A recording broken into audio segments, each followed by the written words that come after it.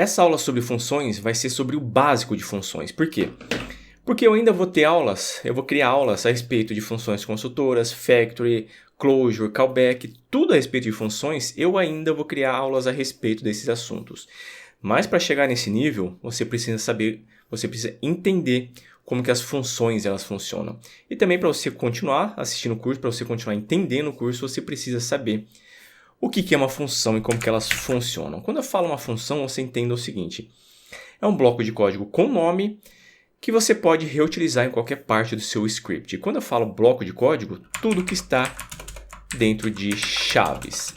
Então, para você criar uma função, palavra-chave function, vamos supor person, o nome da função tem que ser exatamente o para que você vai criar essa função. Por exemplo, person, eu sei que eu vou ter um nome, eu sei que eu vou ter um age, enfim, tudo relacionado a uma pessoa eu coloco aqui dentro. Então você coloca o nome da sua função, que lembre, que deixe mais fácil para você, depois que você viu o código, saber para que serve essa função.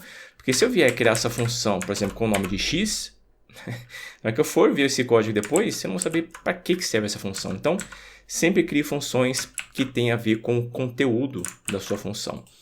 Então, você criou a sua função tudo certinho. Agora você vem e faz o seguinte: você precisa chamar essa função. Como que você chama? Você chama o person e abre e fecha os parênteses. Sempre para chamar uma função, você abre e fecha parênteses depois do nome da função. Você está chamando uma função. E para que serve esses parênteses aqui? Serve para poder enviar alguma coisa para dentro da função. Por exemplo, aqui na função eu vou colocar name e vou colocar age. E vou colocar o seguinte: só vou colocar um return, eu vou colocar um array, vai ser name e age. Agora, na hora que eu chamo essa função, olha o que vai acontecer, vai aparecer undefined nos dois. Tá vendo undefined aqui? Por quê? Lembra que eu falei para você que quando você cria uma variável, por exemplo, teste, essa variável teste, eu não coloquei nenhum valor para dentro dela. Veja que aqui eu estou somente declarando a variável, mas não estou passando nenhum valor para dentro dela. E na hora que eu chamo ela de novo, é um valor indefinido. É a mesma coisa aqui para os parâmetros. Se eu não passar nenhum valor para ele, por exemplo, se eu não vier aqui colocar Alexandre, e se eu não vier aqui colocar 38, veja que agora eu coloquei valores padrão, por default, para o name e para o age. Agora, na hora que eu chamo essa função, veja que aparece Alexandre 38. E veja também que só vai aparecer o resultado da função na hora que eu abro e fecho os parênteses. Agora apareceu Alexandre 38. Se eu quiser sobrescrever esses valores que eu coloquei por padrão, aqui vai ser João e aqui vai ser 29. Veja que agora o retorno é João e 29.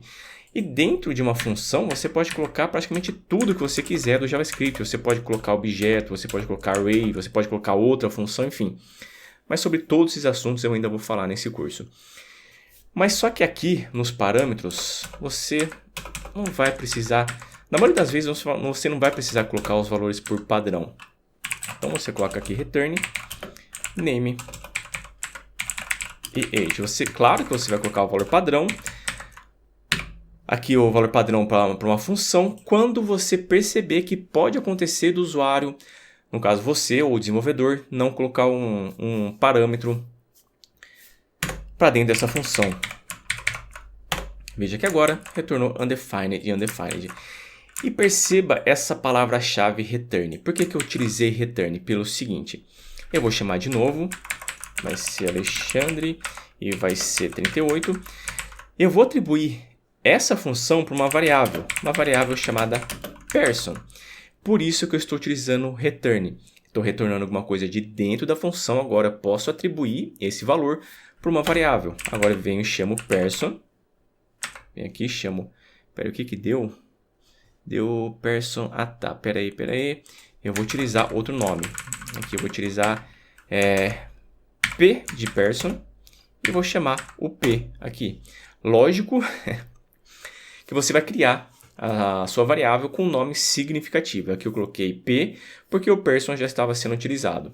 Então, estou chamando P aqui e veja que é exatamente o retorno da função. É um array com Alexandre e 38. Então, é assim que você cria funções. É claro que sobre funções ainda tem muita, mas muita coisa para falar.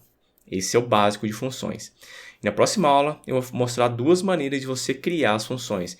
São as funções de declaração e as funções de expressão.